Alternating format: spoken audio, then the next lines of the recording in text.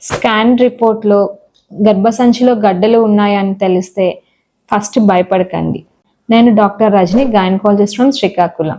గర్భసంచిలో గడ్డలు ఉన్నాయా అని తెలిసి చాలా మంది భయపడుతూ ఉంటారు. దానికి తోడు చుట్టుపక్కల వాళ్ళు, చుట్టాలు గర్భసంచిలో గడ్డలు క్యాన్సర్గా మారుతాయి, సర్జరీ చేసుకోకపోతే ప్రమాదం అని కూడా భయపెడుతూ ఉంటారు.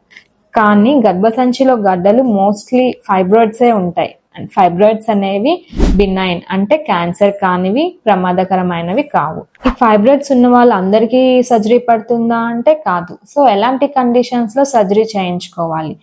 బ్లీడింగ్ చాలా హెవీగా ఉన్నా, అంటే దానివల్ల హిమోగ్లోబిన్ లెవెల్ పడిపోతూ ఉన్నా, సివియర్ పెయిన్ ఉన్నా, ఫైబ్రాయిడ్స్ అనేవి చాలా పెద్దగా ఉన్నా, ఇన్ఫర్టిలిటీ ప్రాబ్లం అంటే పిల్లలు కలగడంలో ఇబ్బంది ఉన్నా, ప్రెషర్ సిమ్టమ్స్ అంటే మోషన్ యూరిన్ పాస్ చేయడంలో ఇబ్బంది ఉన్నా, ఇలాంటి కండిషన్స్లో సర్జరీ తప్పనిసరిగా చేయించుకుంటే మంచిది.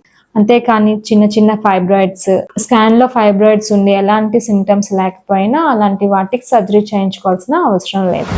ఇంకా ఏమైనా ఫైబ్రాయిడ్స్ గురించి డౌట్ ఉంటే కమెంట్ చేయండి. Thank you.